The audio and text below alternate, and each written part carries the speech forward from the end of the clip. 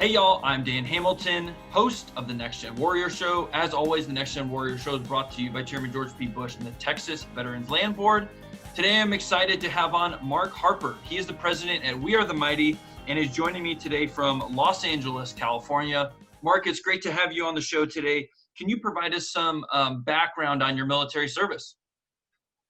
Absolutely. I was commissioned into the Air Force as a communications officer, and I was, through that, I went to 2 duty stations over the 7 years I was in, and I deployed twice, both in support of Operation Iraqi Freedom and in support of Operation Enduring Freedom.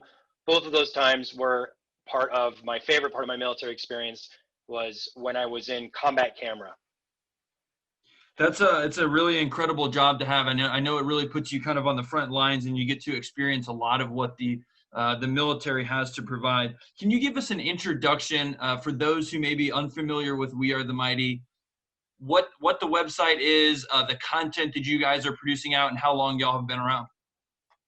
Absolutely. So, We Are the Mighty is a veteran-led entertainment company creating authentic content unique to the military veteran community. Our purpose is to connect service members and their families, to share their memories, to reflect on their service, to honor those who serve us every day. We do this through the website, www.wearethemighty.com, and we do it through our social media channels.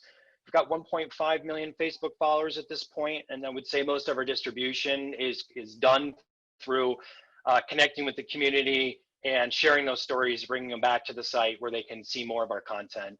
We've also spent a lot of time doing more like micro content, so short form digital series, things like Today in Military History, and a whole lot of like branded content that serves as purpose of telling and extending stories of those inside of our community.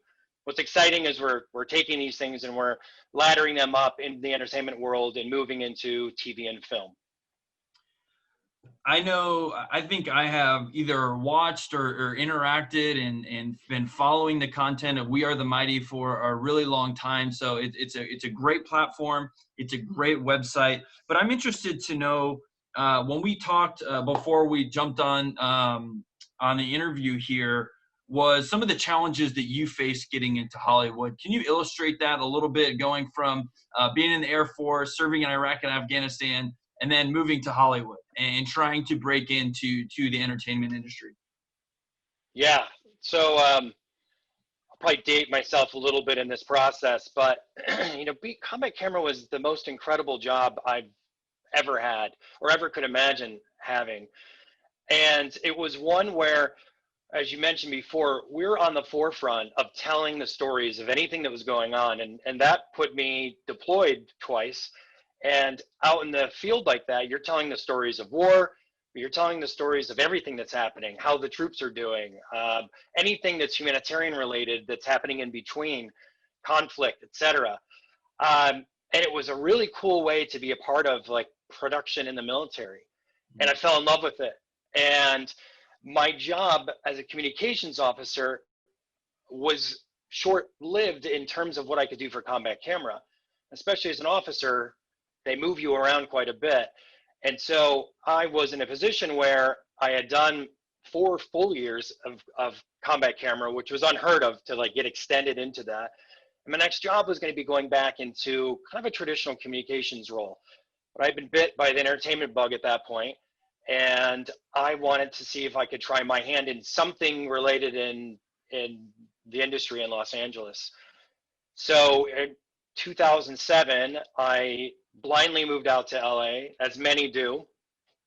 And all I had was this bevy of experience, a PowerPoint presentation of what combat camera was and what the type of imagery that we were gathering, and like a list of people to try to contact. And coming out here, I learned very quickly that getting in front of someone's face and saying, I was in the military, I was in this thing called combat camera, opened enough doors that someone would take a meeting with me and they would say, thank you for your service. What is this? What did you do? You're a combat photojournalist?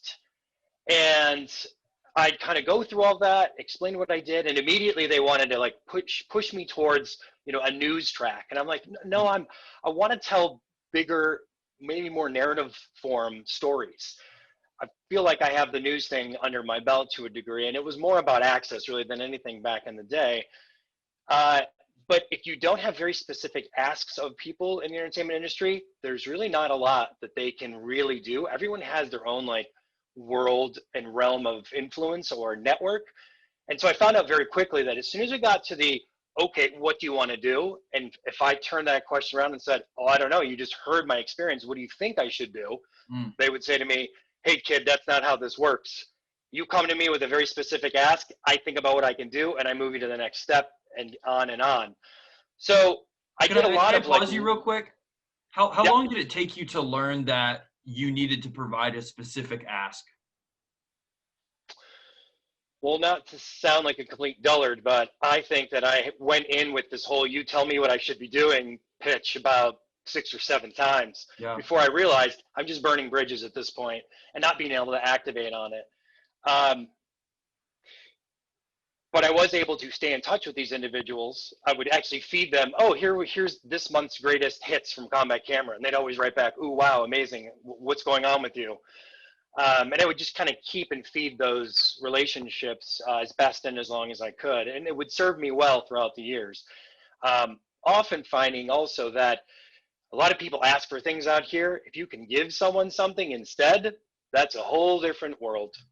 And one time I went into a meeting and I said, your website is terrible. Here's your brand new one that I made for you. And that was an incredible door opening. And actually that single-handedly started my path that would, I think, one day lead me to We Are the Mighty. It's a really incredible story because, hearing the transition from veterans that we've had on the show through every single different industry, we have definitely not had a story like that. And I loved hearing your approach. I love hearing the kind of the lessons that you learned through it, your desire to keep up with the people that you had talked to, and about asking for or making a specific ask. I mean, that's a piece of insight that may seem pretty straightforward, but if, like you said, if you make a specific ask or you come in with a product or a service into whatever industry that it might be, that's going to drastically increase your chances of success in getting your foot in the door.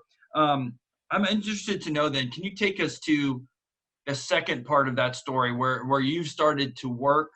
Can you tell us what the website was that you built? Is the website still running? And then what you kind of learned once you got into Hollywood and into the entertainment business?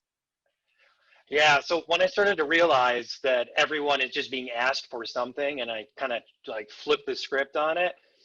This guy was a producer of comedy films, and I had just read, his site. It hadn't been updated forever, and I could tell that the only people that were working on it, maybe one day, years and years before, were interns. So I made a very flashy site in a program called Flash at the time, and it had a very like unique animated interface when you went into it. So it was like all the glitz and glamour of, a Hollywood production all wrapped into a little website. But because of that, I demonstrated that I was willing to put in the time beforehand to understand the needs of somebody, as far as I could tell what they were, before I went in for ask. So what that ended up actually doing is I got sent over to Paramount Pictures interactive marketing portion of their big marketing department, and got basically a nice warm handoff to the head of that, and got called in to do an interview. And I walked around and met the 3 like creative heads of Paramount Interactive, and I was in a suit.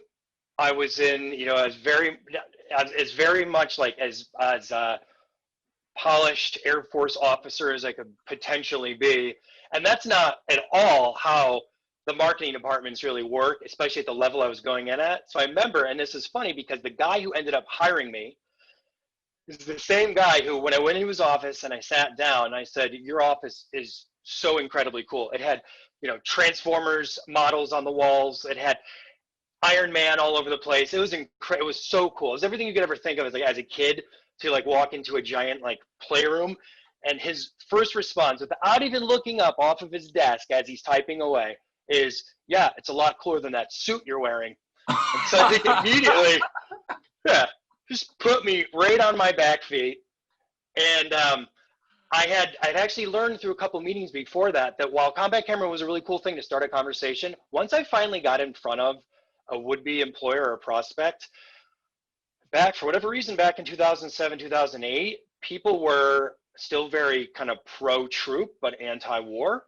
Mm-hmm. And saying I was a veteran was not helpful at all. And I was even given the feedback once just by saying, "Oh, and by the way, my resume looks the way it does because I spent the last 7 years in the military," that they didn't know what to do with it. Mm-hmm. And I was even recommended at one point, like, just downplay this whole military thing. People don't know what to do with it. We've come a real far away. We still have so much further to go. And, companies like We Are the Mighty are here to help bridge that military civilian divide. But I was able to eventually get a job with that individual who did not like my suit. And we worked on. Did you ever put that suit back on again? Was it just like, did you just hang it up in the closet and you're like, "I'm never going to wear this thing over again"? No, I just wouldn't wear it on the lot at Paramount again. Maybe if I had moved several steps up, then the suit goes back on. But when you're in like the marketing creative arena, the guy that I was talking to was wearing a hoodie with the hood pulled down over his eyes. Yeah.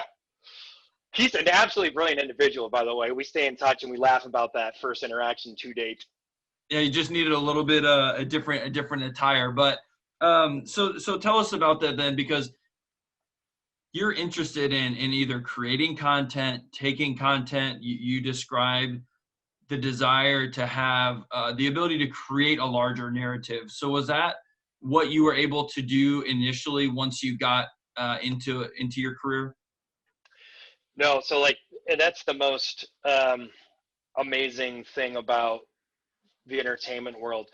It's very segmented into your particular role in facilitating the creative process. So if we take Paramount, for an example, we were on the very end of the marketing world. In fact, we were in a place where I was, no kidding, creating Facebook pages for Transformers 2. And we would track how many fans we had. And those numbers were like 33 people. Next week, the number is 42. And we were drilling down into the very obscurely small analytics that were the very nascent beginnings of what social media was going to someday propel companies into. I proudly ran Optimus Prime's MySpace page back during that time frame. That must have gone to the very top of your resume after that. That's you're basically the spokesman for Optimus Prime at this point. I was. My best friends were Bumblebee, Shia LaBeouf, and then I think a bunch of my friends that I snuck in there to get in the top of the 5-person carousel that was the way that MySpace operated back in the day. Yeah, you had to have your top friends and everything. That's right, top friends. Maybe someday I'll be able to tell Shia LaBeouf myself that I was a top friend of his through Optimus Prime. I digress. Yeah. So I am interested though, because that's, we have conversations where so much of the narrative is you might not start out necessarily where you think you should or where you want to go, but you were still getting incredible experience. You were obviously making a huge network. Did your maybe opinion change of what you wanted to do after the military? Did you encounter any other hurdles? And then what brought you into We Are the Mighty? Yeah, so the entertainment industry was a big, scary beast to me. It still is in many ways, but I know how to navigate it a little bit easier.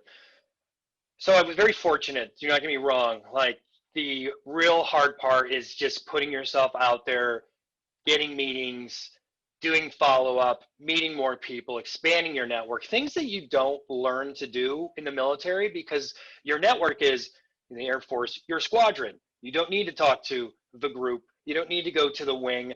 Focus on your mission. It's in the squadron. We'll move you when we need to move you, et cetera, et cetera. And so this was new to me. I'm sure it is much different now. I'm sure networking has permeated throughout the DoD, and I think it's probably a very helpful thing, especially with the LinkedIns of the world and all the social media that has followed since then. But I got an opportunity to really quickly learn that very few people in the entertainment industry get to do the creative stuff, and you have to be very good and have to have very good ideas to be able to realize those things. And there's a giant support infrastructure that helps the creative process get from set to screen, as it were, or even from writing to published on a on a digital publisher. And I got the unique opportunity to see the entertainment world from the creative side. So working at as an intern. Mm-hmm. This was actually before that job at Paramount. But I worked as an unpaid intern at a production house that was reading scripts, finding the new big ideas that would someday ladder up into becoming a movie. I went from there to Paramount, and after my stint at Paramount ended, I went to a company called Technicolor, where I worked really on the post-production and business side of the entertainment world. So I got to see the creative process. I got to see life inside of a studio, which is very challenging. And then I got to see part of the behemoth infrastructure that facilitates the rest of that. And I'd say that 9 out of 10 people that come to Hollywood are coming to be an actor or to be a director of some sort. And that is the hardest possible way to break in, but the most attractive for almost anyone who's ever dreamed of being in Hollywood. I didn't have the desire to really be an actor, and I didn't have any burning stories that I needed to tell. And in Combat Camera, I was more of a producer than anything. I was helping align the photographers and videographers, getting access to certain places, coordinating with colonels and generals on how to move them from point A to point B, and how to get the imagery back to the people that needed to see it and needed to use it the most. So I think that put me into a world of producing to some degree. And it was an early part of We Are the Mighty that I was able to kind of be more of a part of. So how I got to We Are the Mighty. I ended up realizing when I was at Technicolor that I was years behind in sort of like the business acumen. If I was going to stay in the business side of the entertainment world, I had missed things like working in corporate America for the better part of 8 years at this point. And I decided to go to UCLA's business school called the Anderson School of Management. And they had a very specific track that was entertainment focused. So I had to take not only such powerful and amazing courses such as accounting and finance, but I also got to learn from those out there who had been part of operating and running a TV studio, or how entertainment marketing really works, and diving into campaigns, like what did work, what didn't work, how did some of these things really help change and shift the tide of marketing campaigns for movies all over the spectrum. It was a really, really cool thing to be able to see. And I got a lot out of that. I ended up starting a company that was entertainment adjacent with some friends that were out of both the business school world and Technicolor. And that threw me out of, or pulled and threw me out of Technicolor into the entrepreneurial space. And I was part of a high-end headphone company called Odyssey, where we were making headphones that cost $1,000 and up, and we could not make them fast enough.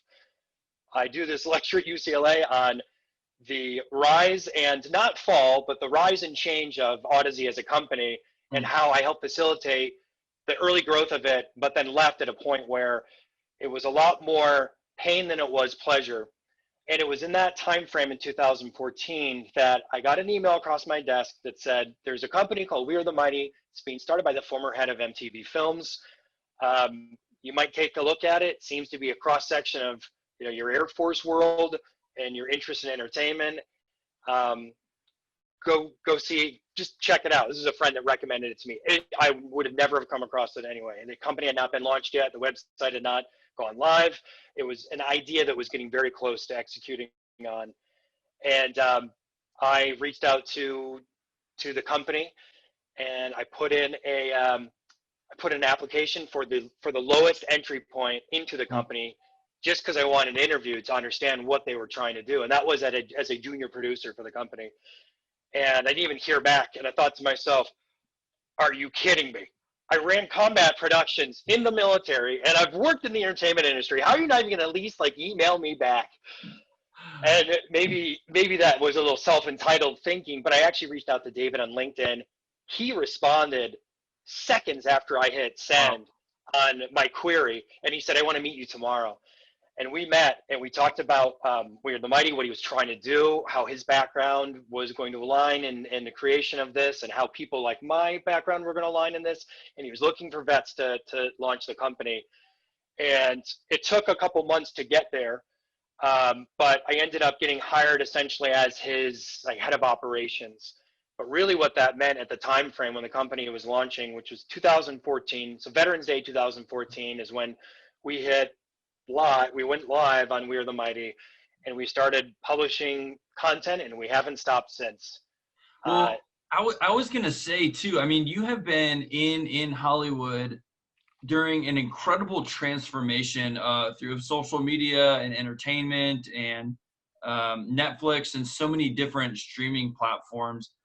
Can you tell us about that a little bit? About, you know, if you're coming on as a director of operations, you guys are really kind of on the edge of some cutting edge things, trying to create a new brand, to build the brand, to put it on different platforms. What were some of maybe the challenges that you faced, and maybe some of the successes that you've had? Sure. We are still facing almost the entirety of the challenges from day one, which is how do you get in front of the right people to convince them that you have a story that the rest of the world needs to hear. Mm. So the whole early beginnings of We Are the Mighty was really solely about building our channels out, so the website and social media platforms, so that we could demonstrate that we had an audience that was interested in, engaging with, and wanted to continue to receive content that we were creating. And the DNA of the company has always been built in, how do we get content that is resonating with our audience and continue to move it up to the highest form that it can go? So is there a world where an article really takes off that could someday become a movie? There's a lot of challenges and razor wire in between those two goals, but the tenets were basically grounded in that. Take a good idea and go as far as you can with it. And as a company servicing the military community with entertainment, still to me is a sound fundamental idea. What we've seen in the last 6 years is some massive changes in the media ecosphere. We've seen Facebook turn on your ability to pay and promote content inside of its ecosystem. We've been able to generate large audiences and followings in the very nascent time frame of social media that are now very challenging things to do. And we've seen new platforms come online. Some do extremely well, and some sort of kind of fade into their part of the world. TikTok's a great example of something that is relatively new and taking the world by storm. It didn't exist. It was kind of a version of Vine from a long time ago. But these are platforms where you have to start engaging as best you can, if you can, and continue being where your audience is, to continue to prove to people that you have this audience that you report to have. Can I ask so your question about continue, and then I'll follow up. So your question about things like the big streaming companies, your Netflixes, your Hulus, and then newcomers like Quibi have disrupted that world, because you can kind of shortcut your ability to propose content that could end up in front of maybe more of a niche audience. So like Netflix would have a catalog of military-related content that someone like NBC may not, right? They may have a breakout show here and there in very specific genres, but they're not necessarily looking for a collection, especially like a repeatable collection of military-focused content. Channels like History Channel or anything A&E, those were places that we could go and pitch, but still you need to demonstrate that you know what you're doing, that people like it, and that they're going to follow you to go and watch that wherever it lands. I wanted to follow up by asking, in all of those hurdles and maybe the opportunities of it, do you still really enjoy the entertainment industry? Do you still enjoy the day-to-day process of it? Like you said, the ecosystem, is as much as it's changed, is equally challenging but also rewarding for you? It is a beast, and Mm. it is a hit-driven business. So hits beget hits, and if you don't, you fade away. Uh, it's I straddle a very interesting place in this ecosystem because 90% of what, or 99% of what anybody knows about We Are the Mighty is we are fundamentally a website, and we produce written article content with occasional digital series that are part of that kind of portfolio. Uh, what's been exciting is when we get studios that are interested in what we're doing, are interested in our large following, and are interested in our ability to help communicate projects to our audience in authentic ways.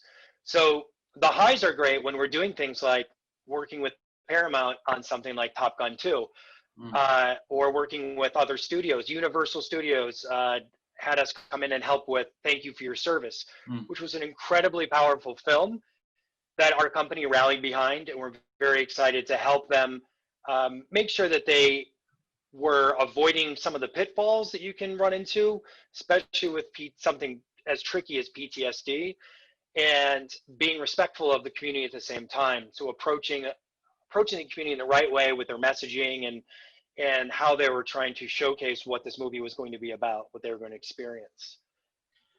So those have all been extremely rewarding experiences to be a part of. Um, but there's everything in between. There, Yeah. for every time that we have a hit, there's many more failures. So can I ask you what you're most looking forward to at We Are the Mighty? Well, November 9th, we have a show that's coming out on Quibi, which is one of those new streaming platforms that I talked about. It's called 10 Weeks. We have we had gotten the Army's permission for the first time in over 2 decades to follow 5 new recruits from the beginning to the end of 10 weeks of Army boot camp. Wow. It was absolutely an incredible experience. We're doing it with a production partner called Blumhouse. Blumhouse is the giant production company that has done things like Get Out, the Purge movies. They're really like Universal's horror studio, internal. Yeah. Uh, and we worked with them to create this docu-series. And we're really excited to share these stories and to give the U.S. a look of the inside of what that boot camp process was like. Because as an Air Force guy, I can tell you what my experience was. Yeah. I could not tell you what an Army soldier had gone through. It's very powerful and very cool. Well, we'll certainly be looking forward to that. Can you provide any advice, I guess, on a veteran who is maybe just leaving the military and wants to start a career in the entertainment business? Sure. So you can shortcut a lot of the pain that I went through because when I came wandering blind into the City of Angels. But there are some great nonprofits that have been put in place that have been built by vets who have gone through the same thing and want to help others with their future careers. So the 2 things I would say, if you want to be in entertainment, or maybe the 3 things, would be one, seek out organizations like Veterans in Entertainment and Media, or Veterans in Media and Entertainment. VME Yep. is the name of the organization. They're a great organization that can help you in any kind of walk of life of what you want to do, from acting to directing to writing to being, working at a potential studio or an offshoot on the business side of it. Number 2, I would say, if you're thinking about going in entertainment, you are one of those 9 out of 10 people that wants to be an actor or a director. And I would say absolutely go for that, but know that that is a lonely and very challenging road that takes a lot of willpower to stay the course. But there are building blocks that you will learn through something like VME that will help you with your process and identify how and where to go and how to get to auditions, et cetera, et cetera. And so really it behooves you to shortcut the pain that others have gone through by putting yourself into an organization like that to learn it. The third thing I would say is consider, because it is a fascinating and incredibly dynamic and challenging industry to be in, but I would say consider being on the other side of the camera. Consider being on the side that is there in either marketing or distribution or technology and facilitating bringing content back to the rest of the world.